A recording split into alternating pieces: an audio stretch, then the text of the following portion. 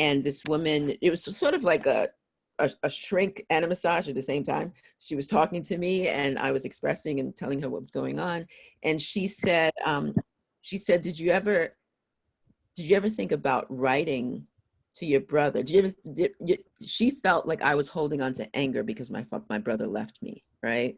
And she said, why don't you write a letter to your brother every day and for a month, and then at the end of that month, tell him that you forgive him. And I remember at the end of the month, I was like, I'm not ready. I don't forgive him yet. I'm not ready. And I was sharing that story with my writing mentor, and he said, that's what your show is going to be about. It's going to be about your brother. And I spoke my truth throughout the whole show. So thank you, Jessica. She's back. Yay! I think it's just a lot for my computer to handle all of this today, because it's also recording and stuff like that. So I apologize for slipping off. Okay, what can I do now? Unmute Valerie, please. Yeah. If somebody else wants to physically share with us, unmute them. Is there somebody? Valerie's hand raised, but I'll try and find her on the list. She's already unmuted. Oh, no, she's not. She's waving her hand. Valerie David? Got it. Thank you. Let me unmute Valerie. Valerie. Yeah. Thank you so much for this panel and for that exercise, and Diana for sharing. And I want to thank Diana Varco for getting me on to this and telling us about it. I think for me, what came up with this is that I'm a cancer survivor and 3-time cancer survivor. And when Chadwick Boseman died last night, I haven't stopped crying. And during the meditation, it made me think about we lost somebody so special. And then when someone passes away that's younger than you are and struggled the way he did so silently without any of us knowing and still persevered, it really affected me, and I haven't stopped crying.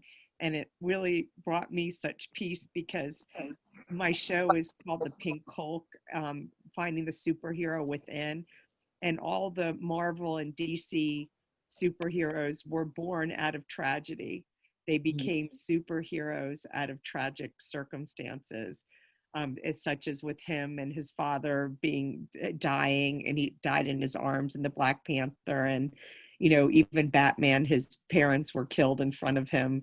They lost family. Superman, the Hulk, my favorite character, the Hulk, became the Hulk because of a radiation accident. So I think that it just reinforces in me that whatever time I have left, I'm going to keep fighting, and I'm going to keep fighting my cancer, and I'm going to keep helping people through my show. And it was such a great loss losing him. I didn't know him, but I felt like I knew him. And I share everyone's grief, and he was taken too soon. So during this exercise, I kept thinking about him and his super force power in his movies, not just the Black Panther, but in everything that he did. He's a superhero, and I can only wish to live 1/4 of what he did for the rest of the world. If I can even do 1/4 of what he did, then my life was not in vain. So thank you. Sorry, you can see I'm still upset about it. I'm going to be crying for days. So much. We're all crying now. I know. I don't feel like the Hulk right now. I feel like the wimpy Hulk, that I'm supposed to be this strong persona. But through our tears, we get to our steel.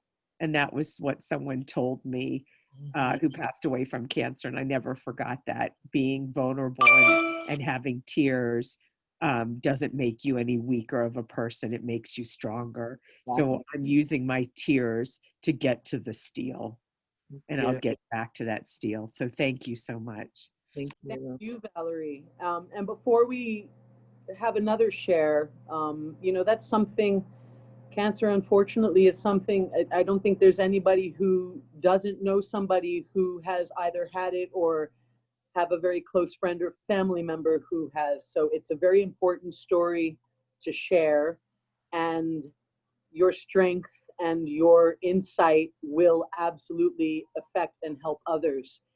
I wanted to just read something real quickly because it pertains to this conversation.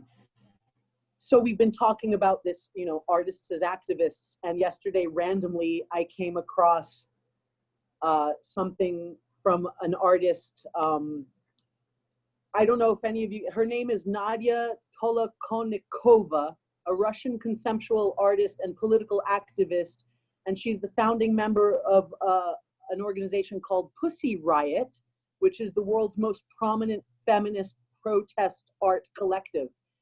And she has something called the Pussy Manifesto, which I posted on my Facebook page yesterday, but it speaks directly to what you're saying. And just a couple of quick quotes. If you can't escape from certain traumatic experiences in your life, don't be ashamed to grieve. Save the profound memories you have of painful experiences and let them guide you. It's okay, it's human to feel things deeply. The pain will open up a new dimension inside you. Let them assist you in helping others who are also going through that trauma. And when you feel burnt out, or if you're shutting down and want to hide, do the opposite. This is just somebody I discovered yesterday, and you know, she's got a lot of wonderful stuff to say. She was put in prison in Russia for just expressing herself, and so this manifesto came out of her imprisonment. Let's go to another share. I want to hear from somebody else what came up for you, and what is it that you have to express to us and to the world. Okay, great. How about Renetta? Let me unmute you. Hi. Thank you for having this panel. It's been really inspiring today. So it came up for me, I guess was just my own, well, here goes. Calling on my better angels. Be brave, raise your voice. The time to hold back is past. Share your story, step by step, moment by moment. Kindness, equality, love, forgiveness. These are the antidotes to fear. Choosing love, that is my song. Let the child speak.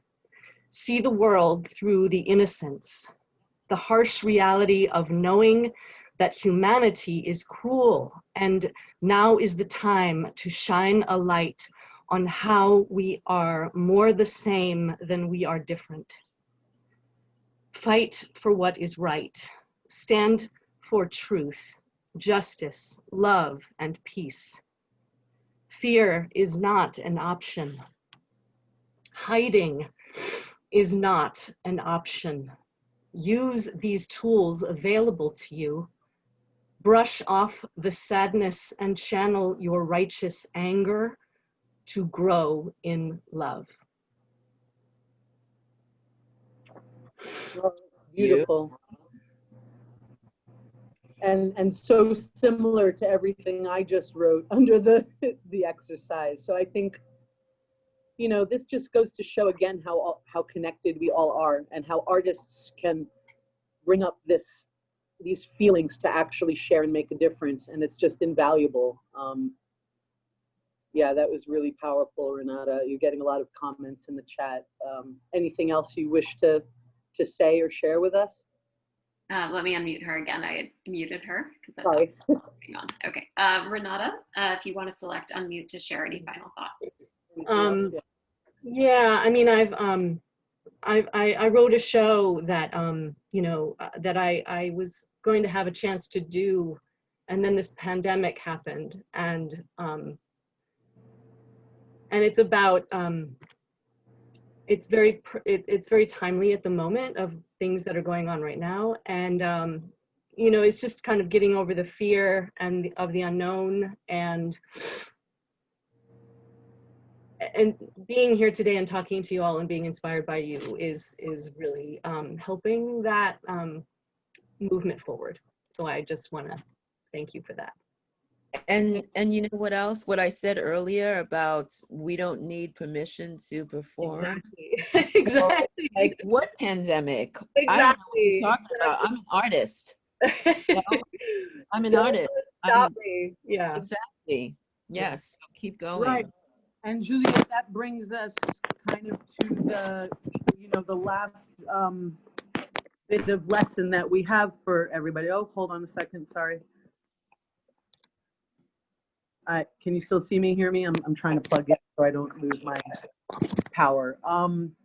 So that's a great segue, Renata, into the pandemic and where we're at right now. And we just touched upon this a little bit in our last workshop, but we want to talk about this now and leave you with something to go forth into the world with.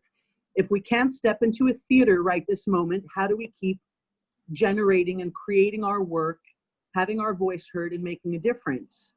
So I just wanted to have a little bit of dialogue about our current situation and the ways to think outside the box and how to film, create, get your stuff out there in ways that we might not have done 6 months ago or a year ago. And, the responsibility and the plea that we have to keep creating. Juliette, you said it the other day, we're artists, we're actors, we're unstoppable. This pandemic is not going to stop us from writing, from feeling, from creating, and from wanting to share our experiences and help others. So I know that with my students, I've been filming things, encouraging them and directing them to just put stuff on video in any way, shape, or form. What do you have around you? If you have to stay home and make art and make work, where do you go? What do you do? We all have cell phones, and it's very easy to film ourselves right now. I encourage people to go find costumes, props, lighting, different, put a scarf over a light and you have a different mood. Put a different light bulb in and you have a different mood. How can you still have specificity and variety in your work and in your characters when we're stuck at home with so little? So Juliette, maybe you want to share a little bit about that, or just a general open dialogue with anybody else who has some ideas or has discovered how over these months they are utilizing technology, which we're going to cover in a panel tomorrow.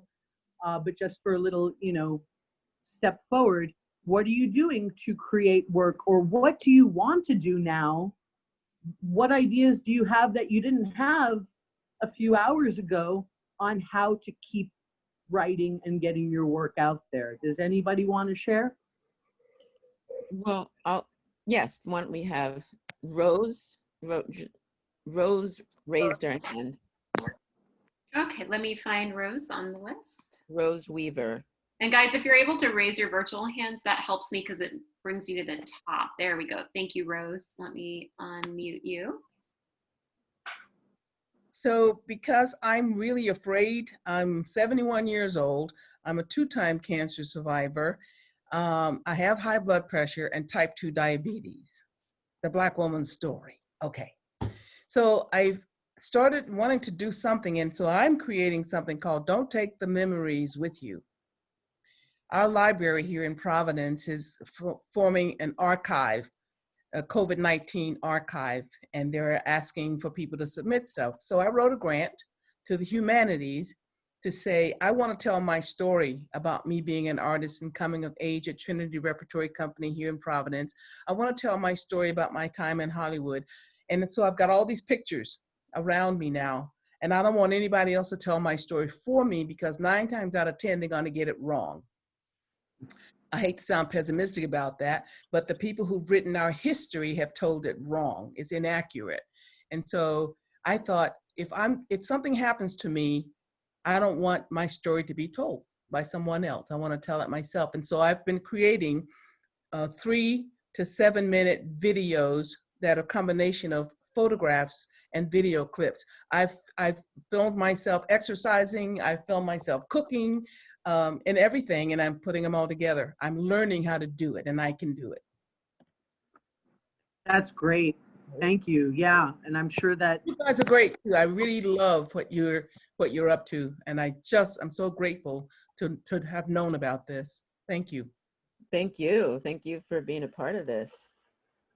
So anyone else want to share? Probably have time for one or two more, since Yeah, we're just we're gonna end 5 minutes late since we started a little bit late. Okay, let me mute Rose and Linda, Linda LaRose. Rose and Linda LaRose. Let me unmute you, please. Hi, thank you so much.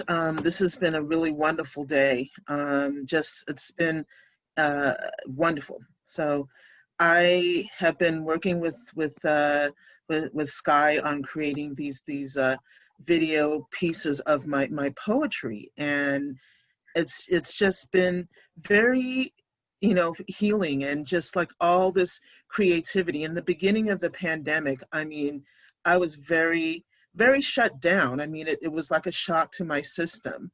And, just working with, a director, I mean, and just kind of that somebody mentioned something about art, artists can't be stopped. And I feel that way. I mean, it's just, there's more, all this poetry is just kind of coming out of me. And, I just did this one piece recently called Plagued, about hand washing, and I just, it's just got posted on YouTube not too long ago. It's going to be at this video art festival, and I'm excited, and there's more pieces to come, and just like, I can't make like a pandemic and systemic racism and political corruption an excuse for not creating art. So I mean, in fact, that should be an impetus, not like something that should stop me.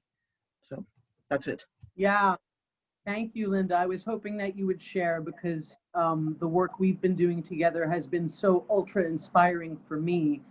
And I just get so much joy out of directing you and producing your work.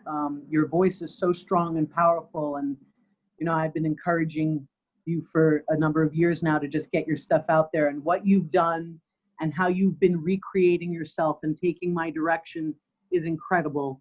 You guys can watch Plagued and some of her other pieces on my YouTube channel, which is youtube.com/delusionaldiva. And also she'll be posting stuff on your website, lindalarose.com. But it really is a powerful example of taking what's happening now and just creating short pieces that are to be shared. And like you said, already one is, we just produced this piece 2 weeks ago, and it's already been invited into a film festival that's going to be online called the La Mise-en-Scène Film Arts Festival by a company called LA Art Documents. So there are definitely ways to keep getting your work out there. And the more you research and look online for some of the ongoing short film festivals and short solo festivals, these things are still happening online. So I encourage you all to just keep making the work and getting it out there. Juliette, you want to wrap us up? Thank you, Linda, for sharing. Yes, thank you, Linda. And yeah, I think that I'm inspired. I'm inspired to keep going, because I just wrote this down, and I'm gonna post this. I am an artist. I can't be stopped. I am an artist. We are artists. We can't be stopped. So keep creating, keep being inspired, keep mirroring, how they say art reflects life or imitates life, life imitates art. Keep yourself involved in that mix, right? And the other thing is, a lot of us have performed, created solo shows, and then turned them into a web series, a short film, and all of that. So it's like it can have more of a life than just the solo show. So be inspired to just keep creating. I think it's been a very powerful opening for a conversation, because when I think back to why I started creating solo work, it was very me oriented. It was like, oh, there aren't enough roles for big women, and it's a way to get seen by agents and casting directors. But now it's become a different thing. It's not just about, you know, what can I get, but it's what can I give.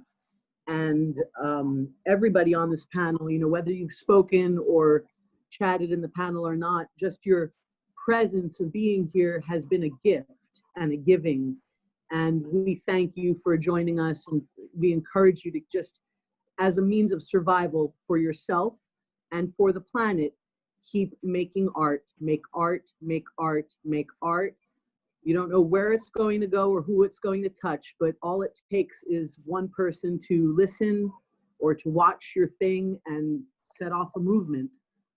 So, you know, this has been really awesome. And thank you, Juliette, for co-hosting with me. And if we want to bring Adilah on to say anything, we're now at 3:35, and I know we're ready to move on to the next panel.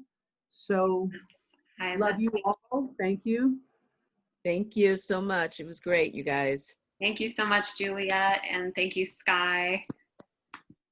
And Vanessa, I know you are co-facilitating with me in the in our next Hitting the Road with Your Solo show. And I know Brenda is supposed to be jumping on with us too, so hopefully she will do so. Great.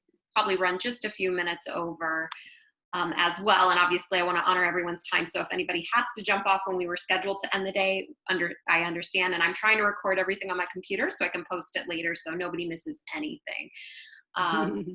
Okay, so Vanessa, then let me just make sure Brenda hasn't jumped on yet. Okay, I don't see her. Vanessa, I'm going to turn the floor over to you if you'd like to introduce yourself and tell the audience a little bit more about your work as a solo artist, your touring experience, all of that stuff. Well, I'm not really good at introducing myself, but I can try. I just kind of fell into being a solo artist. I didn't have a great big plan.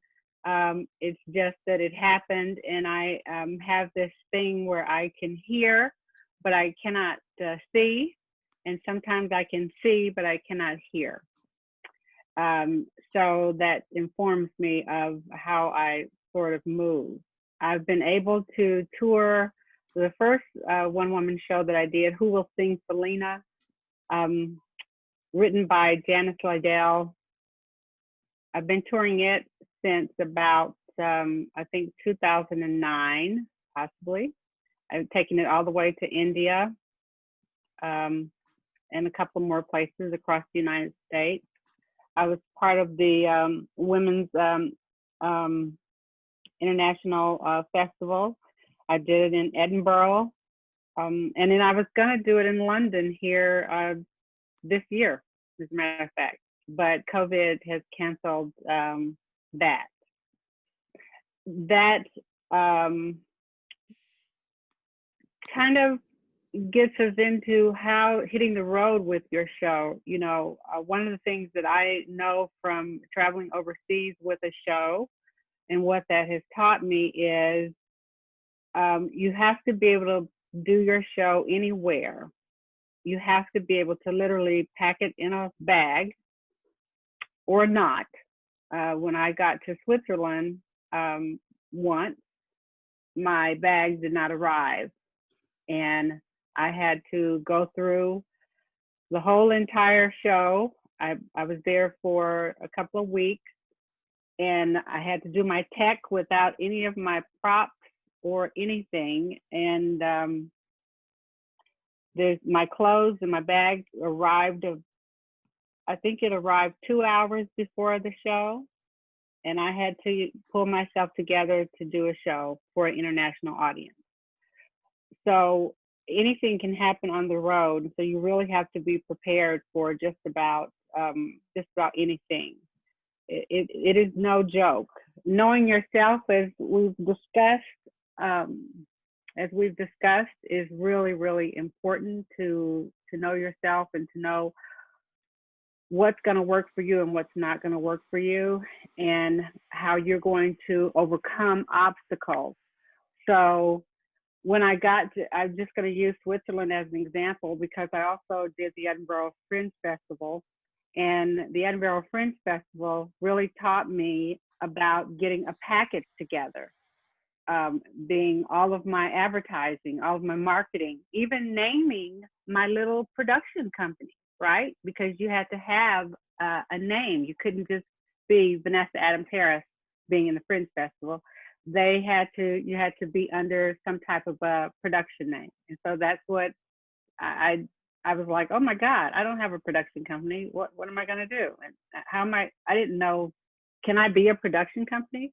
Can I be a business? I didn't know any of that. And so I just pulled out of the air. My name is Vanessa. That means butterfly. I'm a Leo. So it's Lions and Butterflies Artwork.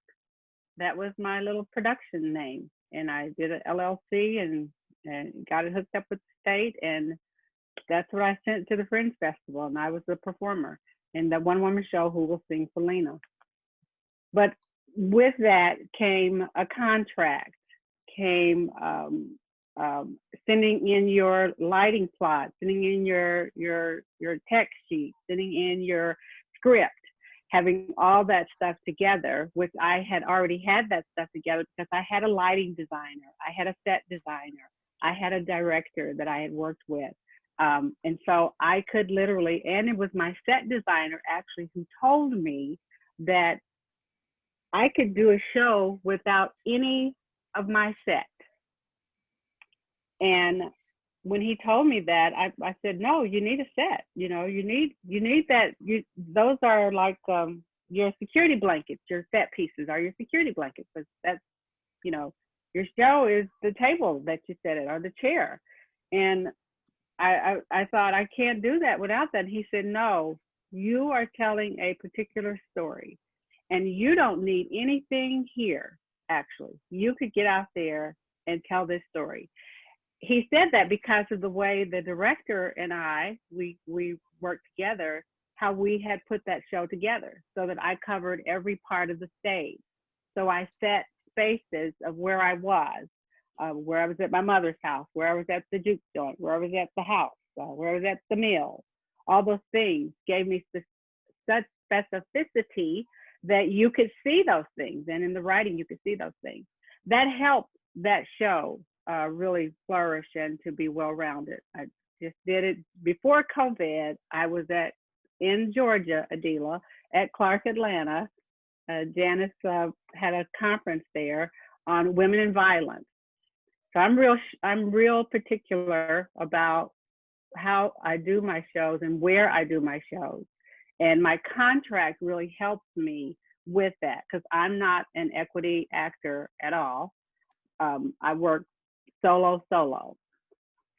So my contract is really my protector in that. And it gives me everything that I need is in my contract. My cost, what time I'm gonna be on stage, if they're going to pay me a little bit early or if they're going to pay me a little bit late, they're always going to pay me before I go on the stage.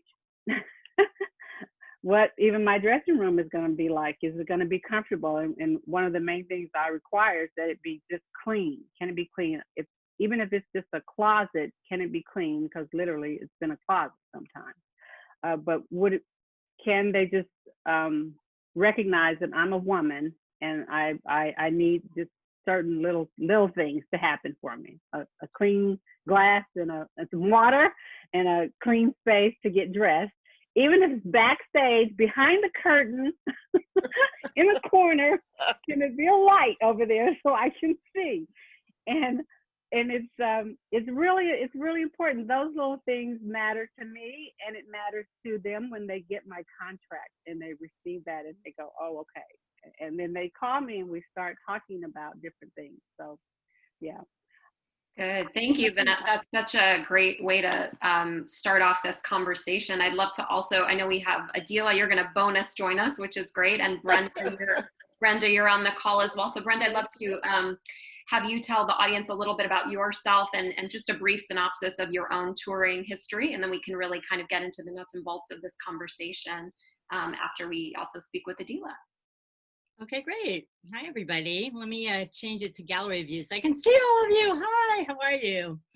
I have a long history with LA Women's Theater Festival. I've been touring on and off with my show, My Brooklyn Hamlet, for 15 years. I've literally, it's like the gift that keeps on giving when you guys do shows, because it's based on my life story. I've taken as much as 3 years off in between. And then because my message it drives me so much, and the show is in such good shape, that I do it again, and there's always an audience, and I know that I'm changing lives. I've toured in 4 countries and 10 states so far. I was set to go back to it when COVID hit, so I'm confident that I will be back, but I also have, since COVID hit, done a portion of my show twice on video and adapted it to that. And let's see, have performed in many festivals, and also like I teach how to create a one-person show, how to heal from your personal story. So a lot of my work is based on messaging. My message, which I found doing my show, was about the power of forgiveness. So knowing your message is going to help you also book venues and things like that, and groups and things like that. So I've performed anywhere from women prisoners to youth, for youth at risk, for domestic violence trainings, for the U.S. military, for a peace center. Let's see, lots of spiritual communities. That's an easy access kind of way to perform if you have your message down, because they want people to be there. You know, there's no cost involved for them. And let's see, performed New York to London to Los Angeles to Oklahoma to all over the States. And let's see, what else? My show is called My Brooklyn Hamlet. It's about growing up in Brooklyn with a Jewish wannabe Italian father who taught me how to drive a Cadillac when I was 6 and how to shoot a gun when I was 10. A bohemian artist mom who took me traveling with her all over the world and read Shakespeare to me from the time I was 3 years old as a bedtime story. Big characters, big love, big laughs. And then, and this is true as it all is, in 1995, my father, who I adored, shot and killed my mother. Within months, moved in with my aunt, my mother's sister, and then met her. Hence the title of my show, My Brooklyn Hamlet. And I used my knowledge of Shakespeare to know that I wasn't alone in the world, but Hamlet, we all know, is about death and revenge. And my show, my life, is about the power of forgiveness. So that's how I'm able to find a message. And that's what drives me, because, you know, doing a show is a lot of work. So you have to have that why. That's really important as you become excellent. And I think that's it. Great. Thank you so much, Brenda and Vanessa. And I'll tell you a little bit about my history, and then we'll have Adilah do the same. So I'm Jessica Lynn Johnson. For those of you who don't know me, I am the founder of Soaring Solo. That's a company dedicated to the direction and development of one-person plays. So I toured as a solo artist with my 2 solo shows. Oblivious to Everyone is my first solo show, and my second solo show, Z, for about 15 years. And then I really transitioned into directing and developing others on their solo journey and helping them tour internationally. And yeah, I've done well over 100 solo shows at this point, and it is my passion. I'm a nerd for solo theater.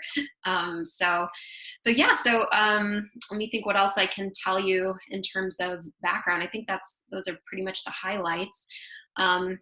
Adilah, would you like to share about your touring history? I know you've been everywhere. Not everywhere, but quite a few places. So, hi, everybody.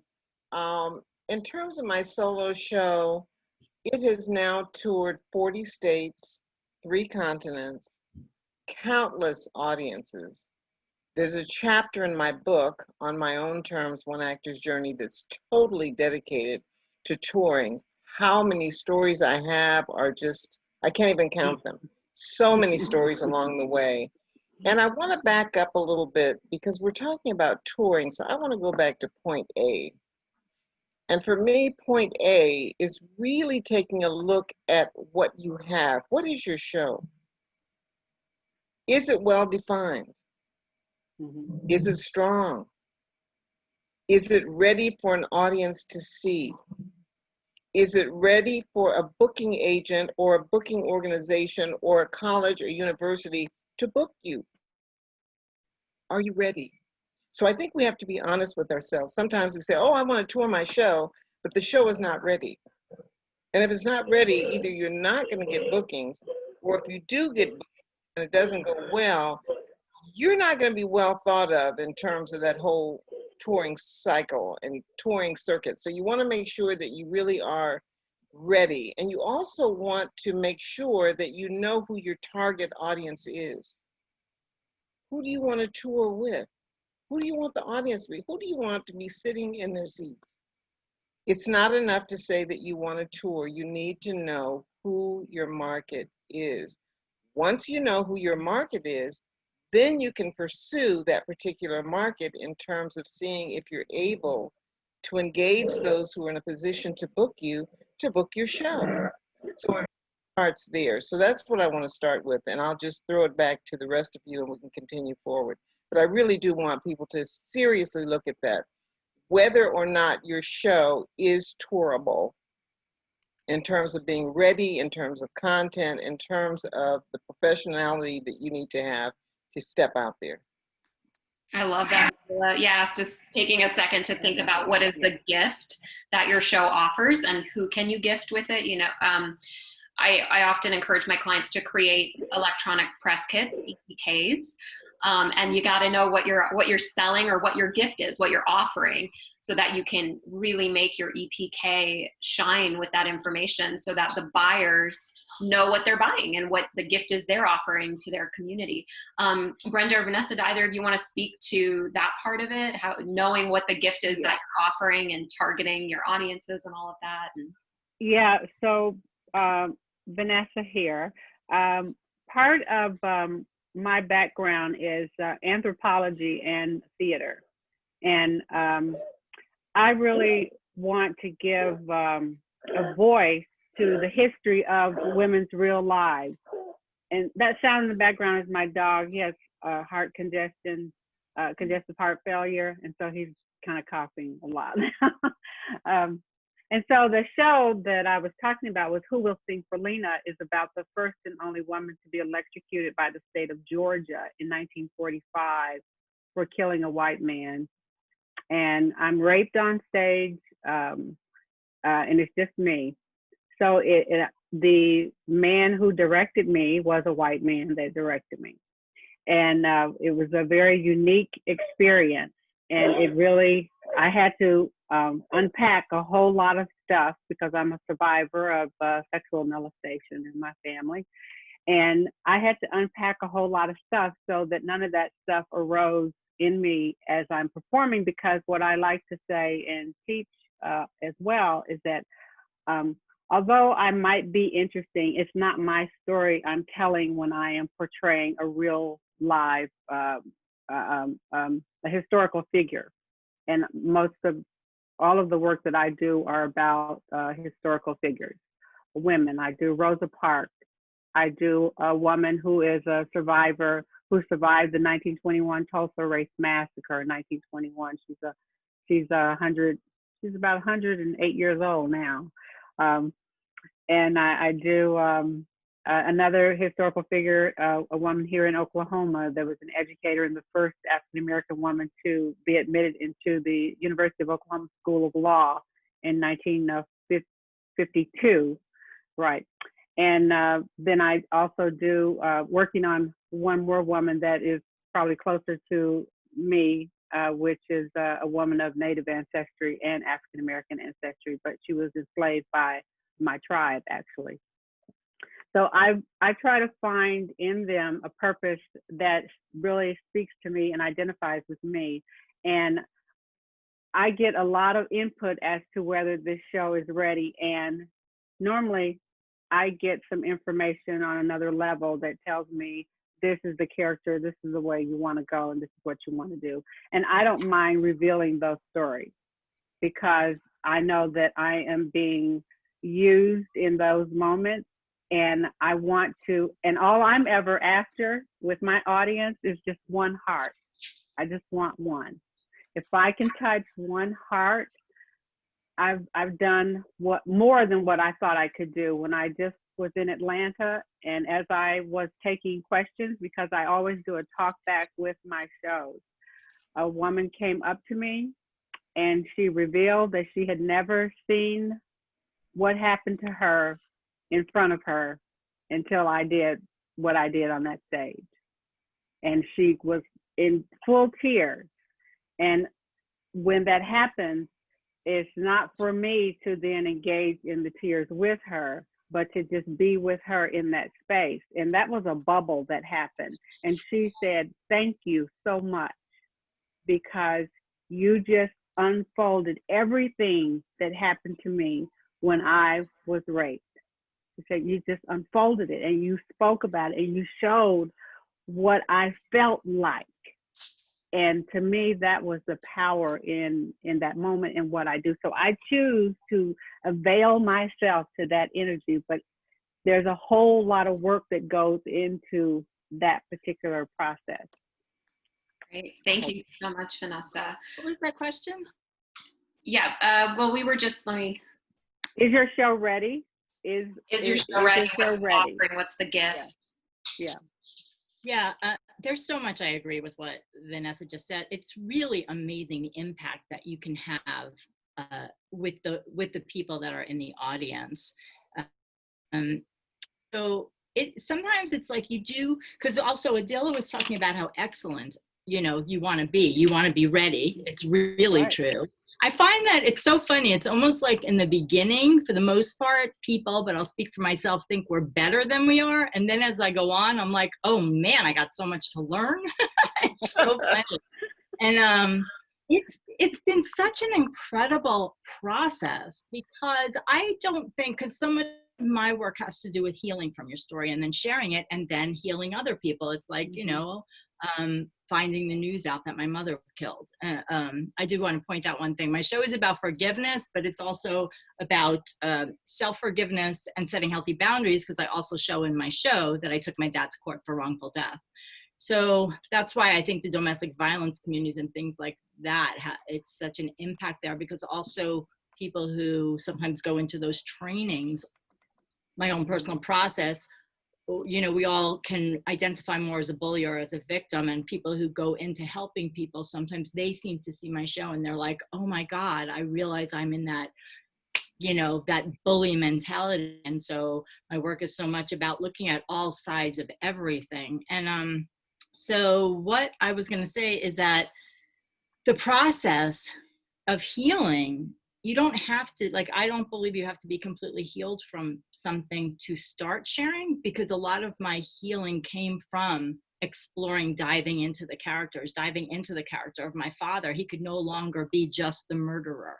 He was this, full person who didn't have the tools to handle things, and he blamed and things like that. It was incredibly healing for me. And now when I started the show, it was really hard to do some of those scenes. And then I went back on a master's degree in spiritual psychology, did all the inner work. So I teach very much go for those deep stories, but also work on the healing aspect at the same time. Because otherwise you will be like, here's my story, people want to hear it. And then you'll hide, and then you'll back up and be like, take 2 years off, and you'll be like, I don't even know what happened. Well, that's what it is. And that's the opportunity to get the healing, the coaching, the inner child work, to do that if you're deciding to share about rape, about murder, about violence, about these significant moments in our lives. But when we do it while we're healing from it, we're just growing and healing the audience. I also have had people come over to me to say that,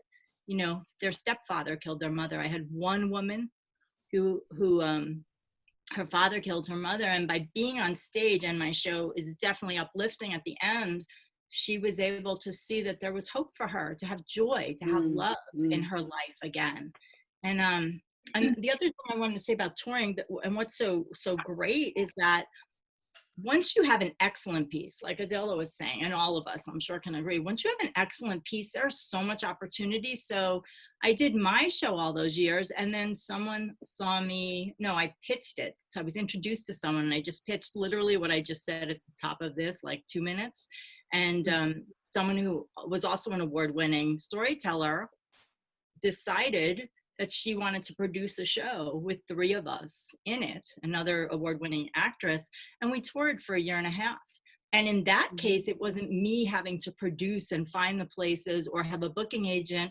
She did. She wanted to perform. Her work was amazing too. So the 3 of our shows, she put that together, and then she was booking everything. And, you know, we did a tour of the Southwest. I added Mexico. Like, there's so much opportunity, but what I had to do was, you know, cut my hour-long show down to 35 minutes. So that's also something, like, really be flexible as far as, and get the help you need. Like, I'm a coach too, and a lot of people here are, to edit down your piece so that you can do it whenever there's an opportunity. That's awesome. Thank you so much, Brenda. Really good insights. And I put it in the chat for you guys, and Adilah spoke about this on Friday night, but NACA, N-A-C-A, and APCA, A-P-C-A, are 2 big conferences where you can showcase as an artist, whether you're a comedian or solo artist or whatever you do. They're huge conferences. So post-pandemic, hopefully those will become available again. And, you know, college booking agents, I worked with a college booking agent when I was touring, which specifically handle conventions and conferences and schools, universities, all of that, and can really help facilitate your tour.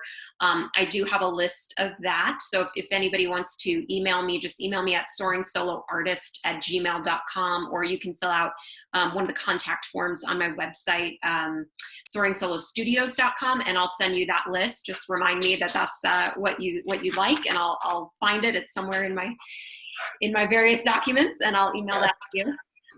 So that you can reach out to the college booking agents and try and get yourself some representation to help you with this tour. And as I said, in the meantime, you might want to start building out a press kit, an electronic press kit, so you can help show them what they are selling.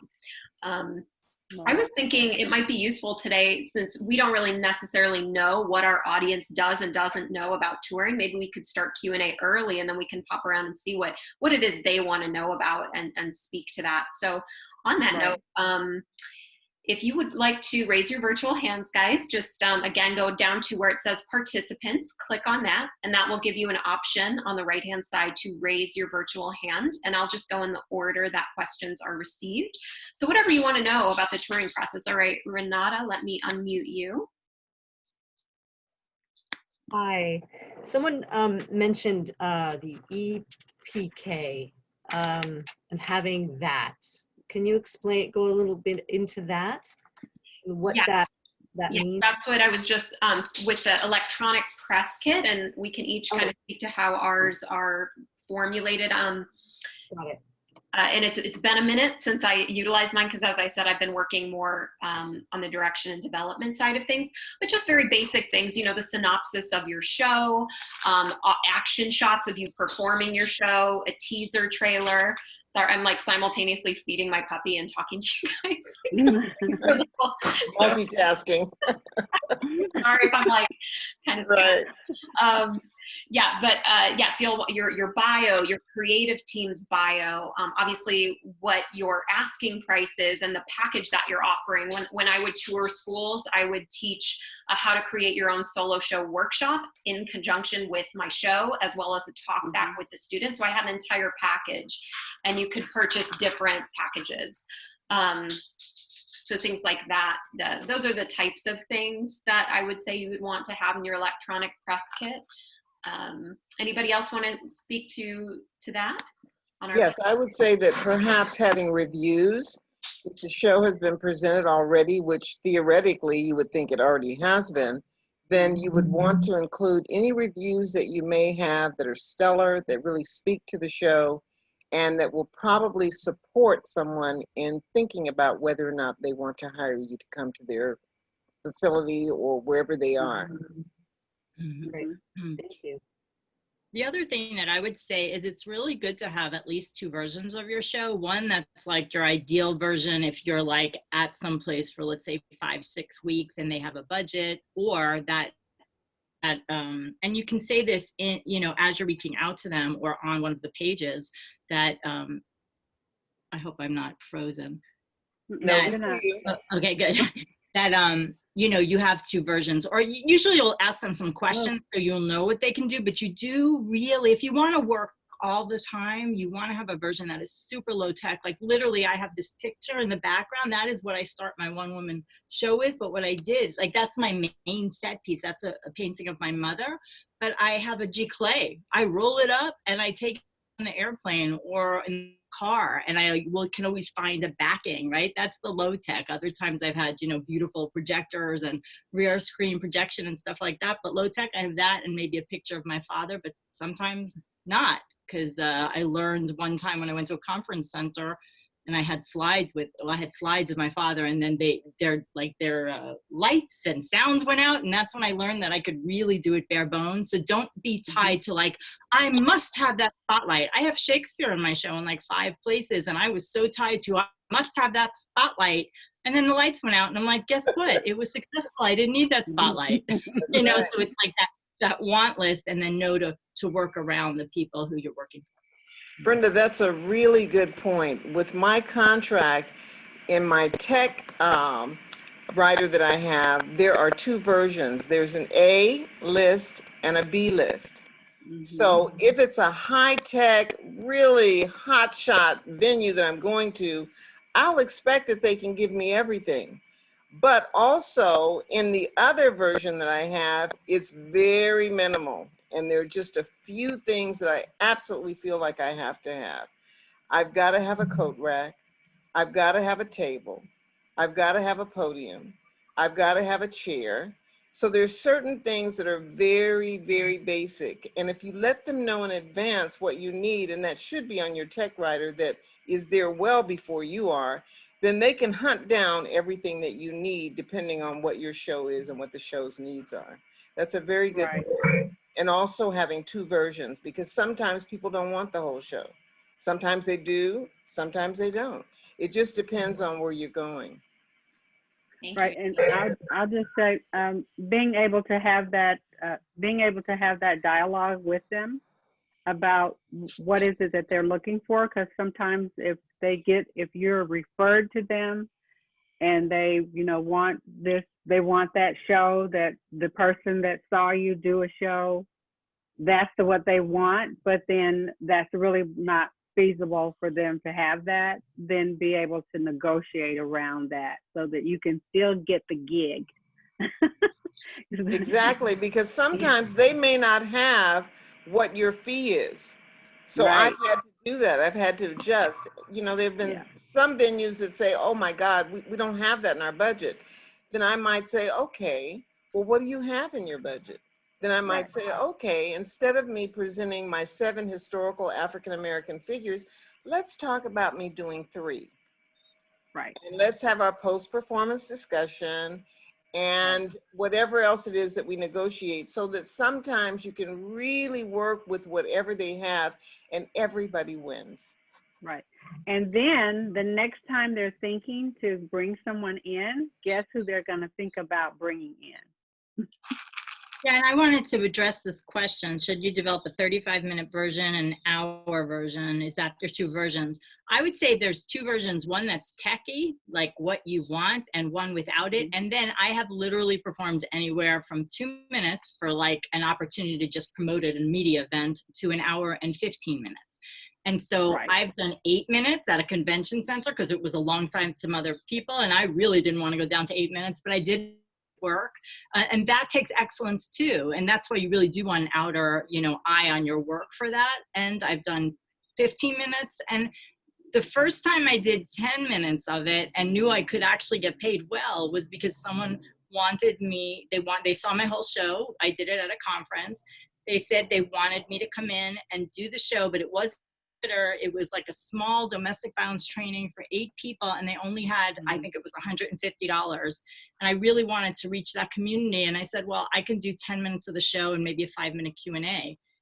I pulled it out because I didn't have a mentor at that time to tell me. And I did it. And then that led to me being a keynote presenter at like the annual Arizona Domestic Violence Coalition that year, which was great. So, so you want to have different versions, I think.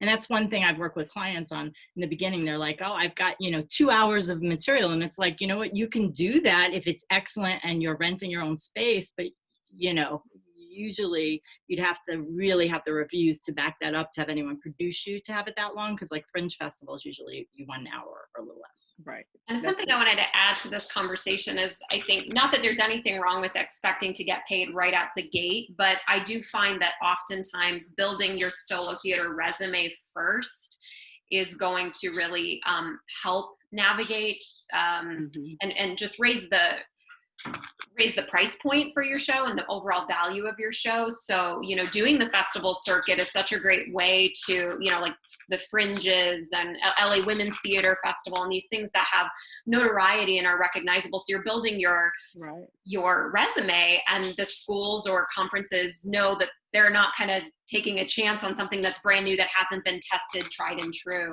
And I also wanted to say, in terms of like, okay, well, where can you start to shop the show if you know, paying for NACA or APCA or getting a college booking agent just isn't quite feasible at this moment? Look in your immediate circle. Where did you go to college? You know, do you still have any ties there? Can you just reach out to them as an alumni? Which friends or family maybe work at universities or know people who work at universities? So really thinking about who you already know, who's in your circle, who could put in a good word for you and connect you to the right people. That's how I got probably half of my gigs, in addition to what my agent was doing. I was looking at, who do I know? Who can help connect me to people who can put me in schools and universities. So think about what your resources are that are right there for you. I see we have a question from Tara. Let me unmute you, Tara.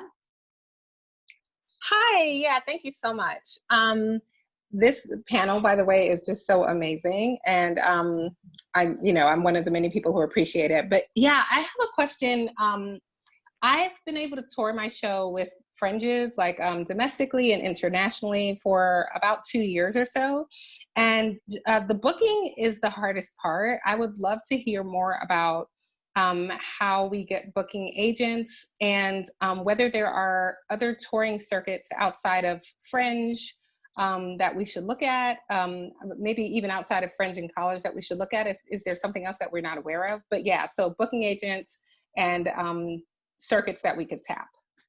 Great question, Tara. I just want to say, going back to the electronic press kit, not to be a broken record about it, but you do want to give that to any booking agent that's considering you. You want to present your materials. They're probably going to tweak it and completely want to redo it because they're agents and that's what they do, but at least you're bringing something to the table. So I think that's just a great way to start with getting your materials together for an agent. Other thoughts from our panel? Well, I think also you can Google. Somebody was saying earlier, I think it was Nadine Tron, said that whatever she didn't know, she would go to Google. And I think that's true. You can go to Google and you can just Google booking agents for one-person shows, solo shows, or however you want to word it, and see what comes up. You may be pleasantly surprised in terms of who you're able to reach by just putting it out there. And so that's one thing I'd say. And then also, I know some of you may be thinking, well, what are some of the places you can go to? We're talking about touring, but where? So some of the places that I've been, I was making a list. I was trying to think of, where in the heck have I been? And what I realized is that I perform my solo show. I've performed it in libraries, theaters, festivals. I'd never do an outside festival again. It was sweltering hot. The sun was on me. They had us facing the sun. It was horrible. But it was a great appreciative audience. And also, I've done museums, I've done juvenile halls, I've done city facilities, you name it, pretty much associations. I've done a lot of different kinds of venues, but we go back to that same question. What is your show about, and who is your audience? Who's your target group? So what you're saying in your show is really going to dictate for you, if you really think about that, the likely choices in terms of bringing your work. Yeah, something else really cool right now about the pandemic, if we have to find a silver lining, I would say that you can tour from home, because so many, I'm seeing when I'm on the different Facebook groups and everything, I'm seeing so many submission opportunities for online festivals. So it's probably the most inexpensive way right now and accessible way right now to build your touring resume all over the world by really seeking out these online festivals that are happening. So I would just start doing some research on that, Google it, or go to all the That is a Facebook great point. Yep. Mm-hmm. Great And point. it's real, and it's about knowing your show. That's when it comes to you really knowing your show and what you want to do with it. If you just throw it out there and take and say yes to every single person, you might do yourself a little disservice. So be discerning. Have some type of a purpose about what you want to accomplish when you reach out, because touring can mean as something as simple as getting the gigs of the elementary schools, depending on what your show is, or getting the universities, or getting all the ladies clubs, the historical societies, Chautauquas. It can mean several different things depending on your type of a show. That's true. I want to add a little story here. When you said elementary schools, it just resonated for me, Vanessa, because I had been invited to perform with the city of Las Vegas. And they said, we're going to have you back. And next time we have you back, we want you to do a residency. And I thought, oh, okay. Sure enough, they contacted me. It was a while later, but they had not forgotten what they said. They kept their word. So they said, we want you to go to 2 elementary schools. We want you to go to a junior high school. We want you to go to a high school. We want you to do a performance that's going to be for the whole community. We want juvenile hall. They had all these things on their list, and I said, oh my God, be careful what you ask for, because you just might get it. And so I told them, I said, I don't do elementary schools. And they said, well, Ms. Barnes, if you want the booking, we really do need for you to go to elementary schools. And I thought, geez. And it was really a handsome amount of money. And I thought, how can I do this? My show is really written for adults. I cannot rewrite my show to accommodate elementary students. And they said, and we're talking about 5th graders. And I said, oh no.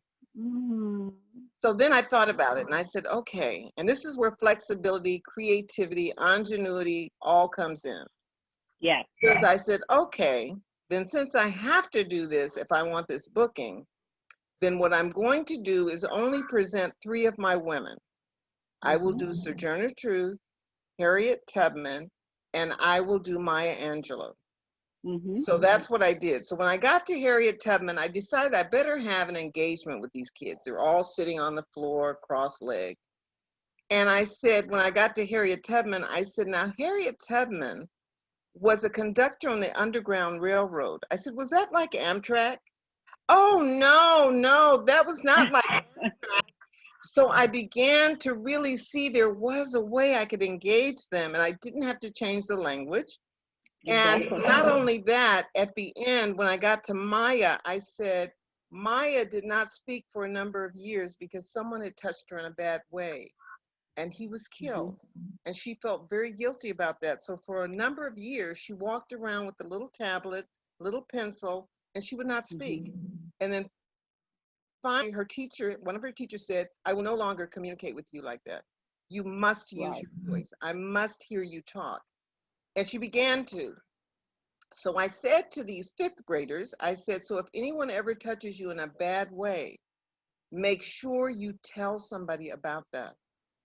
Well, when the show was over and I was packing up my suitcase on stage, and that's where the most interesting conversations have always taken place. A little girl came up and she pulled me by the hand, she pulled me aside, and she said, I was raped twice. Now, this is a 5th grader. And I said, oh my goodness, I said, tell somebody. I did not expect that I was going to be a recipient of the very same thing I had said. However, the good news is she had told, the boys got in trouble. And so she was able to really proactively deal with something that had happened to her, to take action and to see that there were consequences.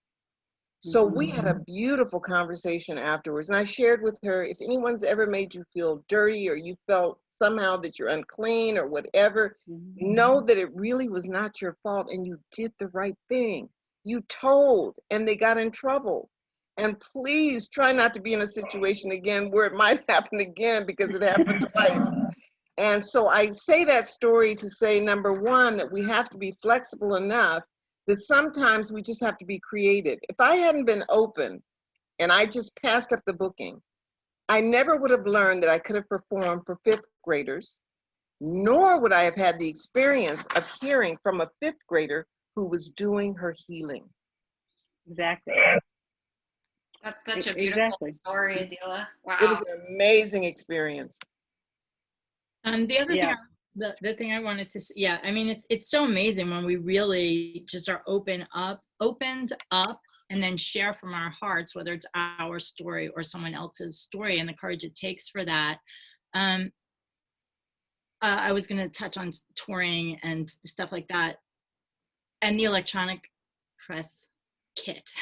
So you want to have a website. I mean, people can start with just a Facebook page if they need to, but it's really important to also have that trailer. I have a 2-minute trailer that has sold me so many thousands of dollars of things because it's on my website, it's on YouTube, I send it to people. So it's having, it's having the trailer as soon as you can.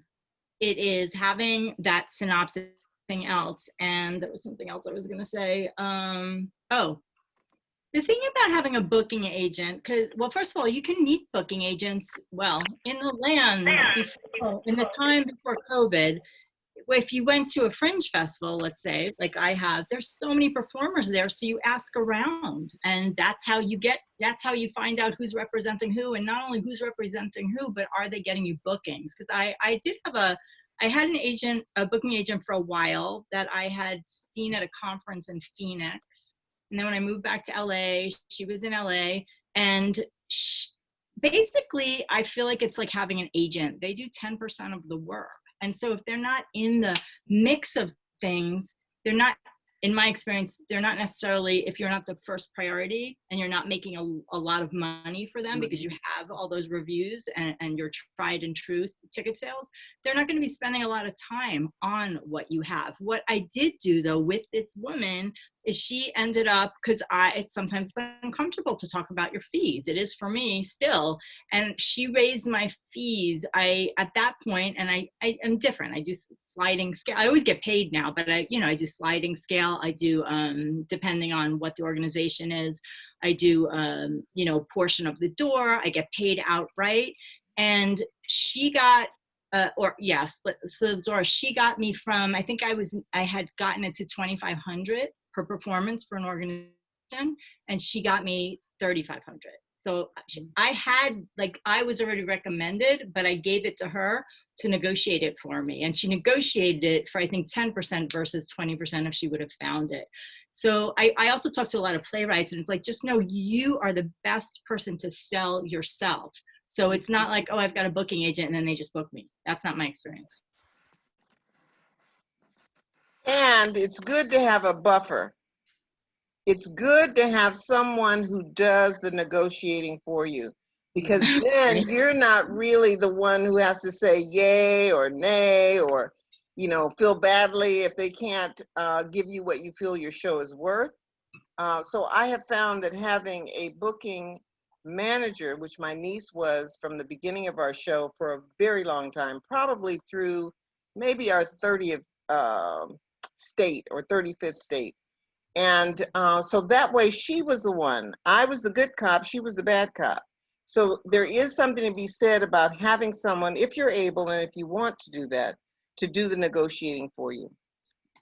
I see in the chat, TL was asking about what are the rates, and I think kind of what Brenda was saying, it can really be a sliding scale, or it can really depend on the organization and all of that, or the university.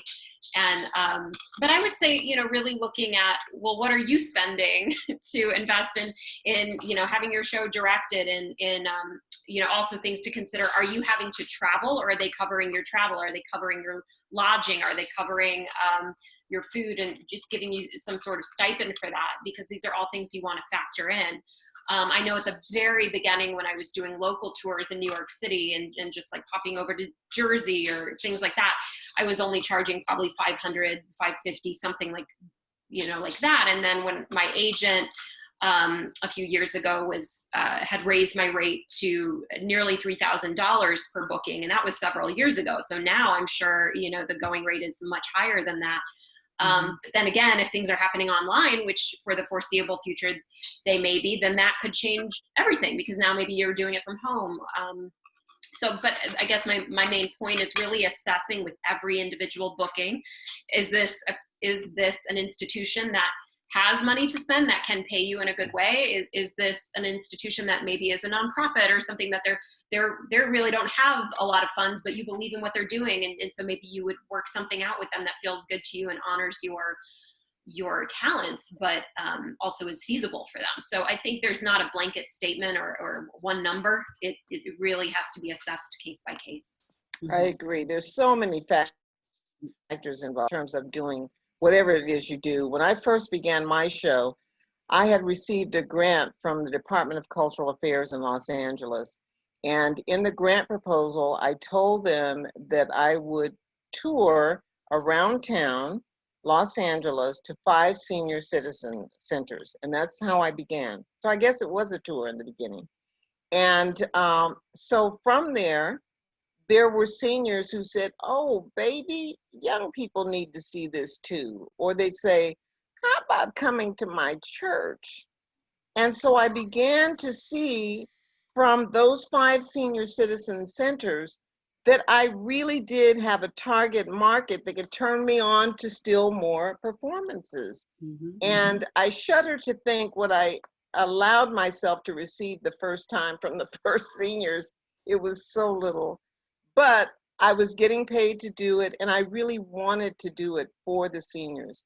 And so there are many things, I agree, Jessica, that we have to consider when we decide. Is it something that we believe in? Is it something we want to do?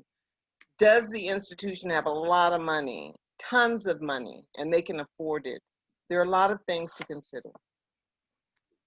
Yeah, and I just want to say, I do believe that there's, you have to spend money to make money sometimes. And that's why I think that when I was talking about kind of when you're in the infancy stages and you're really kind of building your resume for your show and all of that, and what Brenda had alluded to earlier, of wanting to have a strong teaser trailer. If you're in the infancy stages of your solo career, now is the time to pay the photographer to get those great action shots, to pay the videographer to get that sensational footage, to make a powerful teaser trailer. To work on your electronic press kit and make it as solid as it can be, and do the research of who the booking agent for you would be and what universities or conferences or conventions are going to benefit. So I would think of this as kind of a gestation period where you're getting everything ready, to go on the road. And I mean, you learn so much from performing. So I absolutely perform. I think the very first time I performed for 5 weeks for free, but it was an exchange. The director actually directed my full-length piece for that, and then she made the ticket sales. But I only learned afterwards that she usually paid the writer, not the actor. So I could have technically gotten paid, but that was where I didn't know. So I just was like so happy, because in the beginning, you're so happy that someone has a theater and they want to produce you. So there's all kinds of it's really good to have a mentor or coach, because they can help you kind of make a decision when you're jumping maybe into something. Because I think that's something a lot of new people fall into. Like, someone wants to produce you, someone wants to put you up, and then you don't even know if you have the same artistic vision and things like that. So it's really good to be important and make those decisions slowly. Yeah, and I would do splits a lot of times. And when I was living in New York, I would go to different theaters and I'd say, hey, why don't we do a split of the door? I'll do my show, you market, I market, and we make as much as we can and get as many people as we can. And then we split it, and so it was shared responsibility. And again, going back to teamwork, as we talked about earlier in the day, just not having to do it all by myself and feeling like I had a theater company trying to help me was great too. So if you think of organizations or theaters that might be in cahoots with what, in alignment with the messaging of your show, you could go about it that way too. Again, whether it's online or whether it's in person down the line. And Jessica, I wanted to go back to something you had mentioned, and that is to factor in all the costs that are involved when you're talking about what you want your fee to be. Because we do have to look at that. We have to look at, okay, is it all inclusive and they're going to take care of the hotel? Are they going to take care of the lodging? Are they going to take care of the per diem? What figure would that look like? So that, you know, we take into account if you're going to be on the road and you're away from town and you normally work in town and TV and film perhaps, how long are you going to be away? How many possibilities of auditions might you have missed by being on the road? There are a lot of different things I think that we have to factor in to really figure out. And that can help in terms of setting a fee. Also, if there's a contract, read that contract, because I almost got into a really bad contract from a theater that was, I was going to get, you know, I think it was like 75%, 25% or something like that. And it was in England. And I was already invited to do a big festival in Leeds. And I was really lucky because I was part of a group. So always use your communities, because this sounded so good. And it would take me to Edinburgh after. And then someone had done their show in their theater the year before and gone to Edinburgh. And they said the contract had all these hidden fees in it and all these hidden things. And that's the only reason I looked through it with a, you know, just so carefully. I didn't have to hire a lawyer, but it was only because he told me about it. There were so many hidden fees on like tickets that were sold. I would have to pay like a certain amount and stuff like that. So don't ever be like, oh yeah, it's a contract, no problem. Even when people tell you it's no problem. Look at it. And even with the festivals, sometimes look at the contracts, because sometimes it was that the festival could have control over your show, of recording it and showing it when they wanted to show it, whenever they wanted to show it. So you have to really, if you get a contract like that, or you want to try to solicit one of the festivals, and just really read that contract and understand what some of that stuff means. So it really does benefit you to have somebody else looking at something or calling somebody else and say, did you go to this festival and what did you guys do? I mean, you know, it really does. Because you can say no. Let's say it's not good quality, that you don't want your work out there if they're not filming it well. And the other thing is, or they're using it and they're being paid, but you're not being paid. But you're not being paid, right. I think Sky has a question. Let me, and we probably will want to wrap up after that. Well, I know we have the raffle to talk about, right, Adilah? But Sky, if you want to close us out with your question. Oh, it wasn't a question. I was actually going to just add to the information regarding contracts, and it's something that, you know, we hadn't discussed up until now, but it is very important. And I was going to just suggest, if you're in California, there's an organization called California Lawyers for the Arts. Yes. And you can, as a low-income person, join that organization very, very cheap. I think it was like $45 for a year or something like that. And they helped me greatly when it was time for me to take my show to New York.